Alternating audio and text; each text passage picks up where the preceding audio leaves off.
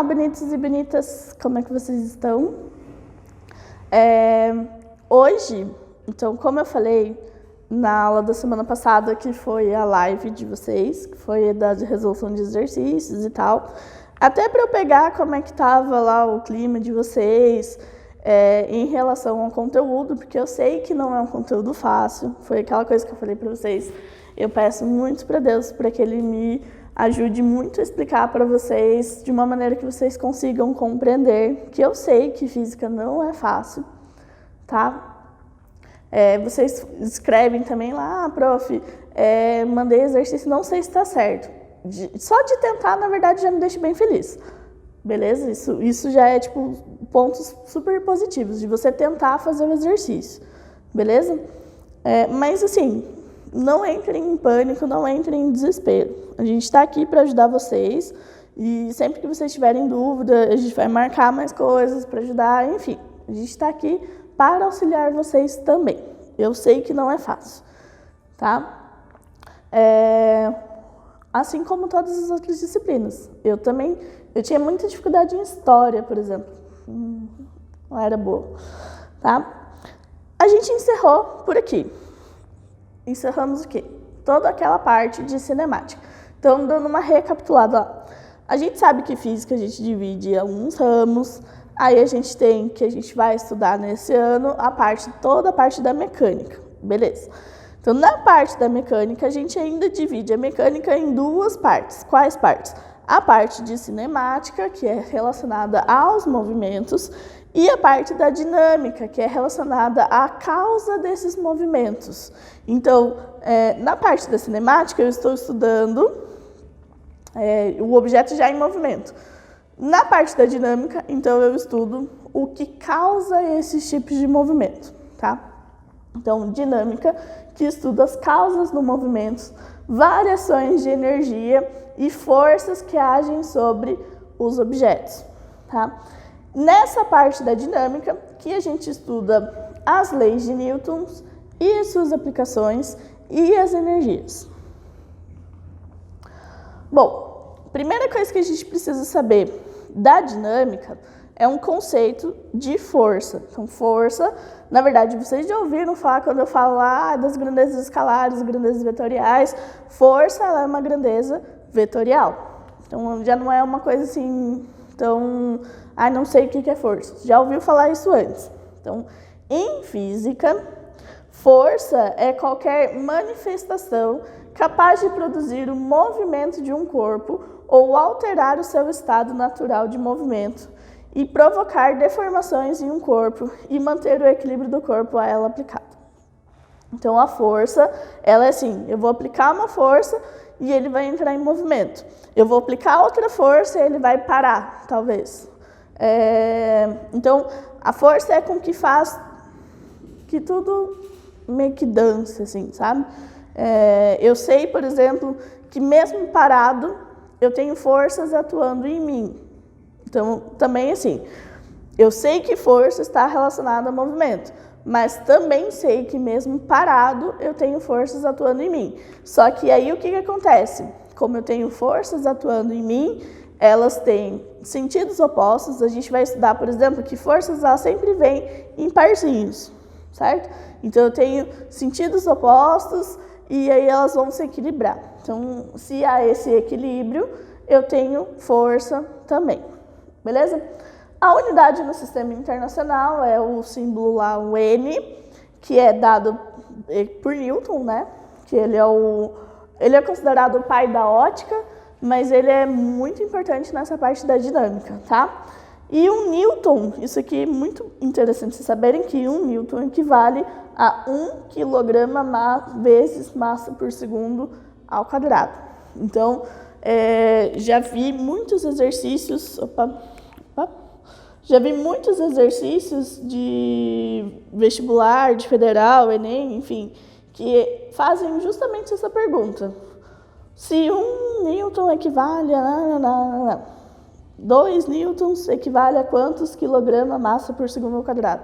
Tá? Então, isso aqui é uma informação bem útil para a gente. Existe, então, dentro da força, dois tipos de força. Quer dizer, são vários tipos de forças, mas a gente meio que classifica, igual a gente classifica lá grandeza vetorial e escalar, então a gente classifica também forças que são forças de contato, que elas agem diretamente sobre o corpo, necessariamente em contato físico. Por exemplo, força normal, força elástica e força de atrito. Então, a força de contato eu necessito de um contato. Eu preciso entrar em contato, eu preciso tocar aquilo ali para realmente ter uma força de contato. Beleza? Aí o outro tipo de força que a gente tem são forças de campo, que exercem influência sobre os corpos sem haver interação física, como a força gravitacional, a força elétrica, a força magnética e outras forças. Então a força de campo, ela é uma força que eu não preciso necessariamente tocar para que aquilo entre em movimento. Como, por exemplo, é o exemplo mais simples de entender no dia a dia. Se eu pego um ímã e eu faço ele repelir com outro ímã, eu vou fazer com que ele movimente. Então, à medida que eu vou avançando com o ímã que está repelindo com outro ímã, tá? Ele vai avançando. Se eu coloco dois ímãs e eles se atraem, eu coloco longe um do outro, eles já vêm automaticamente e se atraem. Acho que não tem explicação mais simples para explicar a força de campo. Tá? A gente tem, então, força de contato, que eu necessito que ele entre em contato, que ele toque no objeto, e a força de campo, que não precisa necessariamente que haja contato entre os objetos. Ele pode estar perto e aí vai ter um tipo de força. Aí a gente tem o seguinte, quando eu tenho mais de um tipo de força agindo sobre um objeto, isso aí é bem importante porque sempre vão ser dois tipos de forças, no mínimo, que estão atuando sobre o objeto, tá? Para identificar a direção e o sentido do movimento do objeto, é necessário determinar o que a gente chama de força resultante. Então, assim, eu tenho vários tipos de força. Eu sei que existem vários tipos de força. E eu sei que dentro de um objeto eu vou ter pelo menos duas forças atuando sobre o objeto. Só que se eu, sei lá, dou um peteleco aqui num bloquinho e ele entra em movimento, certo? Ele vai ter para onde ele vai entrar em movimento, para onde ele vai ser a direção dele, beleza? E aí que entra o conceito da força resultante. A força resultante, ela vai me dizer para que direção ele vai, enfim. E isso aqui não é novidade para vocês. Por quê? Porque como força é uma grandeza vetorial, então eu vou trabalhar com vetores. Então essa parte de força, ela não é assim, tipo, também tão desconhecida para vocês, porque a gente vai ter desenhos de vetores. E isso aqui, eu vou falar no final da aula, é tipo essencial, tá? Então, forças com mesma direção e sentido. Quando duas ou mais forças têm a mesma direção e o mesmo sentido, as suas intensidades se somam, aumentando o efeito sobre o movimento do objeto. Lembra lá quando a gente tem direções iguais e sentidos iguais, eu tenho a soma dos meus vetores.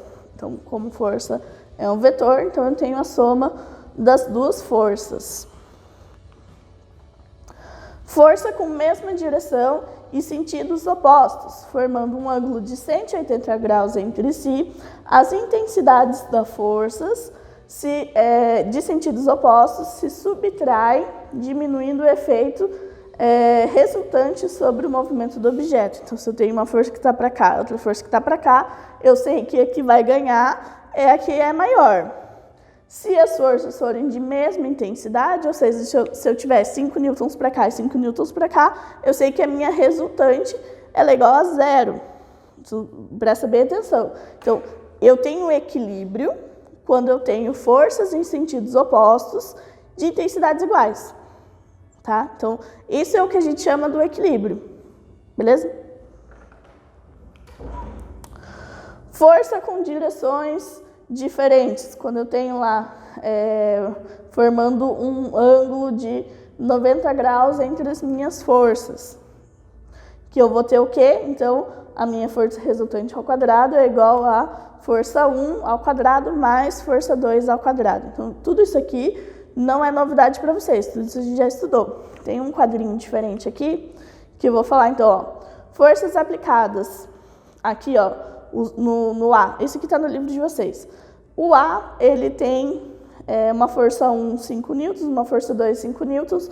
Então, a minha resultante vai ser essa força aqui de 10 newtons. No B, eu tenho 5 newtons para um lado, 5 newtons para o outro lado. Então, a minha força resultante ela é igual a 0. Aqui no D, a minha força 1 tem 10 newtons vindo para lá e a força 2 tem 5 newtons vindo para cá. Ou seja, a minha resultante é 5 newtons para lá, porque eu vou fazer 10 menos 5, beleza? E aí, se eu tenho, então, forças com direções opostas, beleza? Eu tenho que levar em consideração que a minha resultante vai ser uma diagonal, certo? Isso também nada novo para vocês. Isso aí é old news para vocês, tá? O movimento de um objeto pode ser aplicado a partir das forças que agem sobre ele. Certo? Isso é meio que óbvio até. Pensar dessa maneira é meio que óbvio, certo? A partir, então, dessa meio que obviedade, eu tenho, então, a primeira lei de Newton. Então, a primeira lei de Newton, ela vai falar o quê? É a lei da inércia. Então, assim, se vocês pegarem lá no livro de vocês, ele vem com toda a história da lei da inércia. Então, é uma análise de Aristóteles, análise de Galileu. Eu meio que pulei essa parte para a gente vir direto aqui, mas se vocês tiverem curiosidade, dá uma leitura lá no livro, que ele vai falar que quem meio que formulou essa primeira lei de Newton não foi o Newton, foi o Galileu, que ele falou, mas aí Newton foi lá e complementou. Complementou e acabou virando a lei de Newton. Então, ele, assim como Galileu bateu bastante coisa de Aristóteles, Newton também bateu algumas coisas de Galileu, porque eles não são da mesma época, tá? Se eu não me engano, no ano que o Galileu morreu, Newton nasceu, foi uma coisa assim. Não lembro também essa parte de datas. Falei para vocês que eu sou péssima em história. Inércia. Caso a resultante das forças que agem sobre o corpo de um objeto seja nula, ele tende a permanecer em repouso ou em movimento retilíneo uniforme. Aqui, ó. Escreva que hoje não vou sair de casa da minha cama, vou ficar de bobs em casa. Mas, senhor Isaac, não podemos publicar isso. Então, escreva assim, primeira lei de Newton. Um corpo, um objeto parado, em razão de sua inércia, tende a permanecer em repouso. Ou seja, se eu estou parada, eu vou ficar parado até que alguma coisa me atinja, que eu entre em movimento. Se eu estou em movimento, eu vou ficar em movimento até que alguma coisa me atinja e faça eu ficar parado. Então, essa basicamente é a primeira lei de Newton. Só que eu vou brincar com vocês, porque assim, ó, existe esse programinha aqui, que é um programa lá da minha infância, que fez eu gostar de ciências, tá? Então, que é do Bickman. E eu vou deixar o Bickman explicar para vocês melhor essa parte da lei de Newton, porque eu acho que é mais didático e é mais bonitinho e a música fica na cabeça. Então, eu já volto depois da explicação do Bickman, beleza? Fiquem ligados, é hora de espremer seu cérebro. Aqui vem ele, o mestre das respostas, o guru da massa cinzenta, o rei do conhecimento, o único, o fantástico Bickman! Você passa a bola e eu faço o gol. Vamos.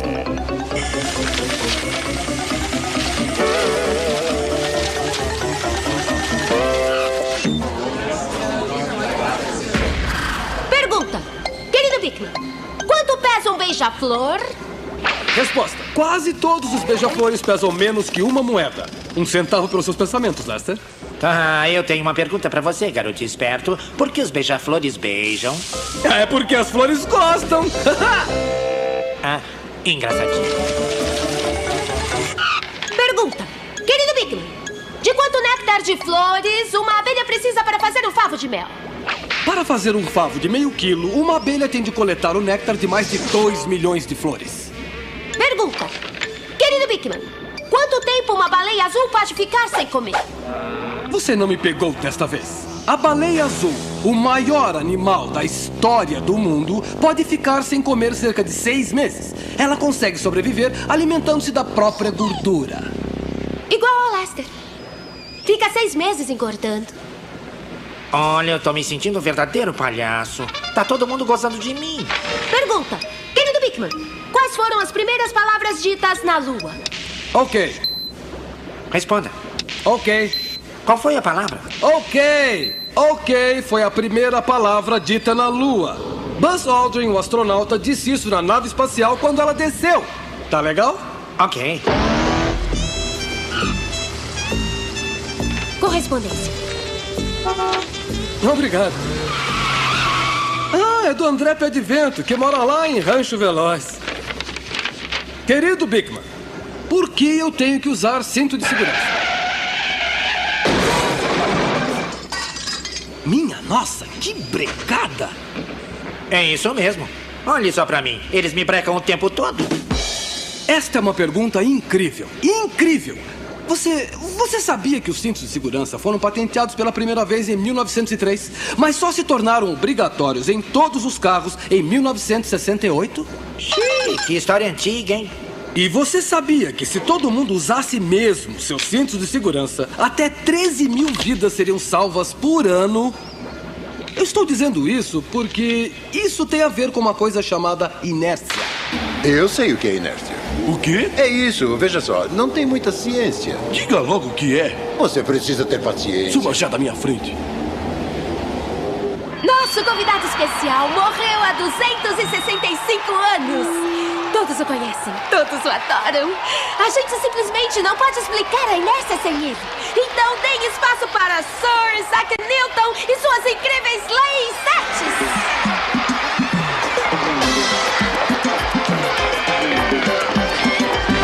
You've all heard of Isaac Newton and his troubles with an apple tree. But did you know he explained much, much more than good old gravity? He said that things in motion will keep moving till they stop, and things at rest will stay at rest until they're soundly warped. Inertia, inertia makes you want to stay in bed. You gotta move your mass or you'll miss your class. So get yourself in motion instead. His first law of motion is why we're here today. Inertia keeps you sitting still or keeps you on your way. Inertia, inertia makes you wanna dance all night. But there's no doubt you'll soon wear out. So slow it down, Sir Isaac was wrong.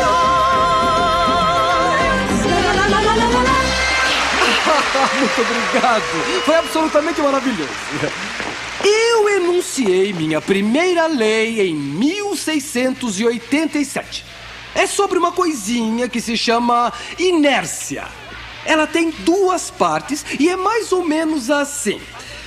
Um objeto parado tende a permanecer parado até que alguma coisa Sir Isaac, coloque... com licença. Eles não estão acompanhando. Tente um português mais simples. Português simples? Eu não sei, bem, eu vou tentar. Eu não atendo a pedidos, mas sendo pra você, eu vou fazer esta exceção, não é? Aqui está uma lembrancinha pra você, querida.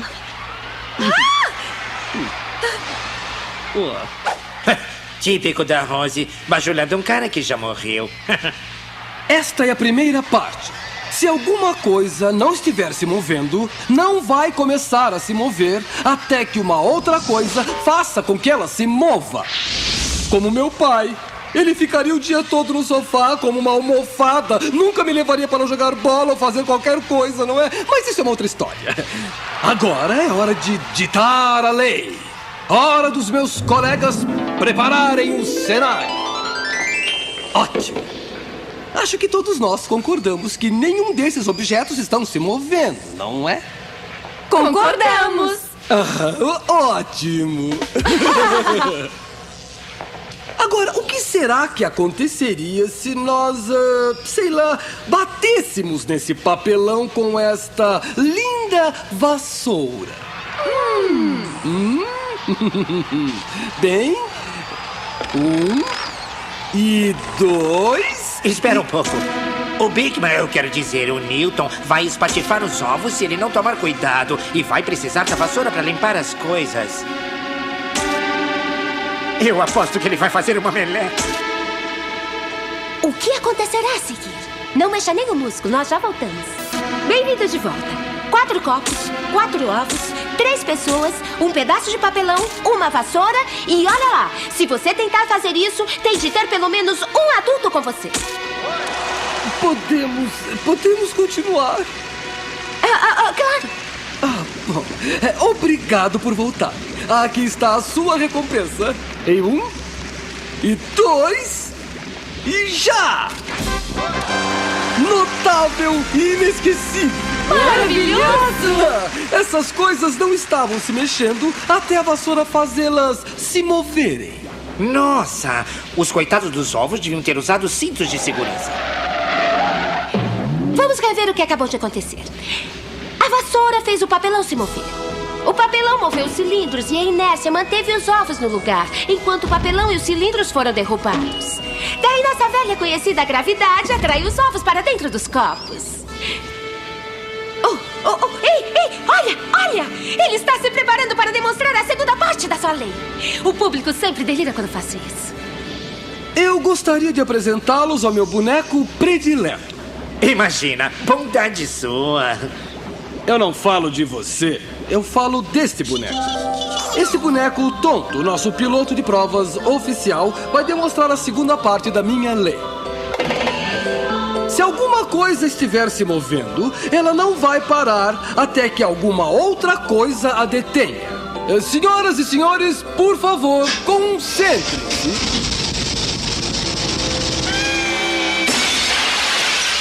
Você vai notar que tanto o tonto quanto o carro estavam em movimento. Eles não parariam até que algo os detivesse, como a parede. A parede deteve o carro, mas nosso piloto, e agora vocês vão entender a razão de seu nome, continuou em movimento. Ele foi indo sem parar. Ah, entendi. Quando a gente está no carro e o carro para, a gente continua a ir pra frente. Certo. Por isso a gente tem que usar cinto de segurança, para não ir pra frente e sair voando pelo vidro. Minha lei e o cinto de segurança andam juntos desse jeito. Venham me assistir e as minhas assistentes na nossa turnê de volta no cassino e no hotel Castelo do Mar, no Tahiti. 2 shows por noite, sem consumação mínima. Boa noite. Eu adoro vocês de verdade, do fundo do coração. Oh, flores, que lindo.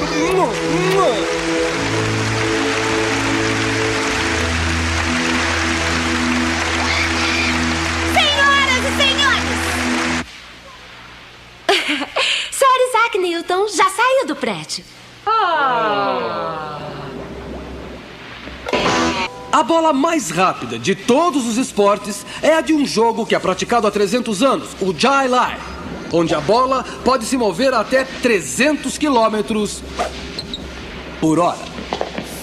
A gente se vê No próximo programa. No mundo de Bigman. Bem, Léo, a gente sobreviveu a outro programa. O que a gente acha que acha, então? A gente acha que a gente adorou. Ah, então a gente pode fazer sinal de positivo. Como, Dan? Se a gente não tem polegar, E a gente faz o quê, então? podemos usar os bicos? Por mim, tudo bem. Então, viu que o Newton explicou? O Bigman explicou melhorzinho. Apesar que o Newton aparece lá, né? O Newton aparece no vídeo. Enfim. Agora eu vou fazer esse desafio com vocês. Quer dizer, eu não vou fazer o desafio, eu vou deixar para vocês fazerem o desafio. Eu duvido e vale nota, na verdade. Então, eu duvido e vale nota, vocês vão ter que fazer. Que é lá da página 54 e 55, vocês vão escolher uma brincadeira. Então, assim, uma brincadeira é você fazer um montinho de moeda, certo? E aí você conseguir tirar uma moeda sem derrubar as outras moedas, sem fazer os estradalhaços das moedas. Normalmente a última aqui, assim. Vão tentar. Vão gravar lá pra mim. E a outra é muito parecido com o que o Bigman fez. No caso, ele fez lá com o cabo de vassoura, né? Que ele colocou a vassoura e fez com que o ovo caísse no copo. vocês vão fazer mais ou menos isso. Então, vocês vão agilizar não um ovo, pode ser uma bolinha, pode ser aquela bolinha lá, pula-pula também, tá? Que vocês falaram na live lá. Vocês vão tentar fazer com que ela caia no copo. Então, vocês vão ter que ter um papelão, alguma coisa assim.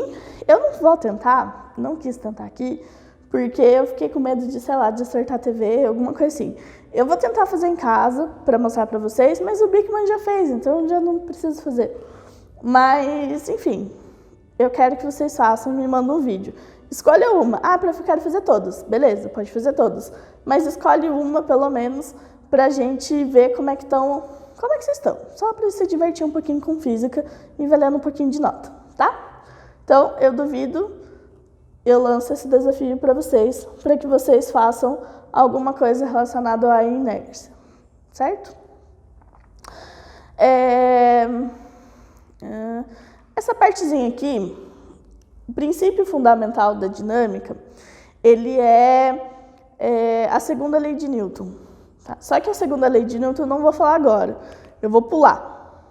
Vou pular a segunda lei de Newton. E eu vou explicar um pouquinho da segunda lei de Newton, assim, na verdade um pouquinho de força para vocês entenderem por esse aplicativo, mas eu volto a falar desse aplicativo quando eu for falar realmente da segunda lei de Newton. Mas eu vou falar aqui um pouquinho de força para vocês pelo FET Colorado. Então eu já volto porque eu vou entrar lá no FET Colorado para mostrar um pouco de força para vocês. Oi, bonitos e bonitas, então aqui vamos trabalhar de novo com o FET Colorado para falar um pouco de força. Tá? Então, essa primeira parte aqui desse FET, ele é o seguinte, ele é pra gente falar da soma e pronto, soma e subtração de vetores, né? Então, por exemplo, se eu tenho dois vetores, esse carinha aqui, se eu tenho dois vetores iguais em direções opostas, então se eu iniciar aqui, eu vou ter um equilíbrio. Certo? Então, se eu tenho, deixa eu colocar os valores aqui, se eu tenho 100 newtons para cá e 100 newtons para o outro lado, eu tenho 100 menos 100 que é igual a zero, então eu tenho equilíbrio, beleza? Se eu acrescento um pouquinho aqui de vetor para esse lado, então eu tenho resultante 50 newtons para a direita, certo? Então, quem ganha aqui, nesse caso, é o vermelho. Então, vamos voltar aqui. Se eu tenho, vou colocar tudo de novo, soma de vetores, 50 para cá, e vou colocar 50 para cá, certo? Então, eu tenho minha resultante 100 newtons para lá.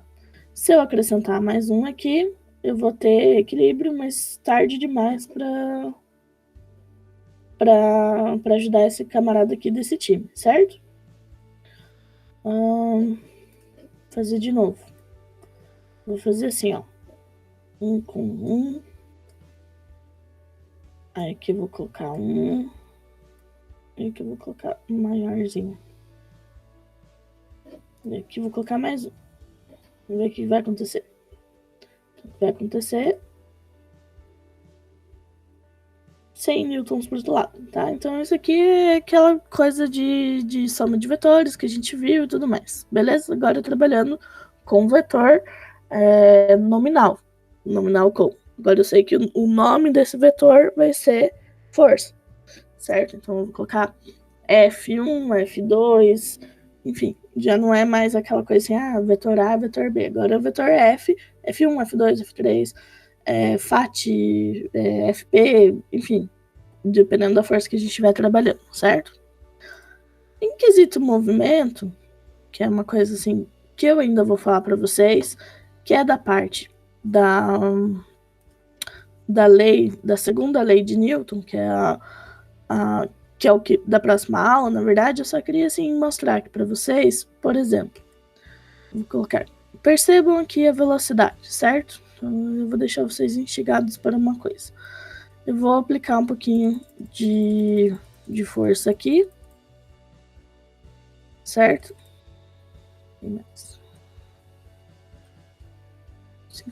52, tá bom. Apliquei um pouquinho de força aqui e perceba a minha velocidade está indo numa certa... tá indo para frente, certo? Numa certa rapidez, certo? Se eu coloco uma massa aqui, ela vai um pouco mais devagar. Se eu colocar outra massa aqui, ó, um em cima do outro, ela tá indo, esse ponteiro aqui do velocímetro tá indo um pouco mais devagar. Vamos por aqui, ó, bastante. Tá vendo? Se eu tiro essas massas, ela volta a ser mais rapidinha aqui, beleza? É isso que eu quero que vocês percebam. Então, eu vou falar mais disso na aula que vem. O que eu queria que vocês vissem, na realidade, é esse aqui, da soma de vetores, e esse aqui eu vou deixar vocês mais instigados um pouquinho, porque essa na aula que vem que tem segunda lei de Newton, beleza? Então voltamos lá para a aula. Agora sim, daí encerrando a nossa aula de hoje com a terceira lei de Newton, tá? A terceira lei de Newton, ela é a seguinte, ela é o que me diz que existe essa necessidade de ter forças em parzinhos. Por quê? Todo mundo já escutou falar da lei de Newton, da terceira lei de Newton, da ação e reação, que toda ação tem uma reação. Eu já vi até uma youtuber, gostava bastante de acompanhar os vídeos dela, que ela faz uma análise da vida a partir das leis de Newton. E a análise assim, mais profunda, na verdade, foi quando ela fez da terceira lei de Newton, que toda ação tem uma reação, a gente sabe disso, toda ação ela tem uma consequência.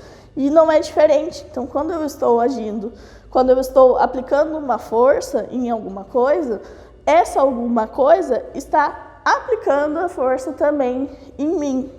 Então, se eu pego e bato aqui no quadro, então a hora que eu bato no quadro, o quadro também bate na minha mão. É bem isso mesmo, tipo, é isso. Não que ele vá se levantar e vai bater na minha mão, não é isso. Só que assim, eu estou aplicando uma força aqui e ele está reagindo com esse tipo de força, certo? Então, é importante perceber que dois pares de força só constituem um par de ação e reação se agirem em corpos diferentes, ou seja, se essas forças não se anulam nem se equilibram. Então, eu estou aplicando a terceira lei de Newton, a hora que eu bato no quadro, o quadro bate em mim. Lei da ação e reação, certo? Se eu pego, aí o que acontece? Se eu pego num só objeto e eu vejo os parzinhos das forças, aí não é bem... as forças num só objeto não é isso que é a ação e reação, beleza? É só, tipo, a hora que eu coloco isso aqui na mesa, a mesa está fazendo uma força com o meu bloquinho, tá? Então, tipo, não é, por exemplo, se eu aplico uma força para aqui, para cá, certo? E ele está entrando em atrito aqui. Então, o atrito não é reação da minha força que eu estou aplicando, é mais ou menos isso, tá?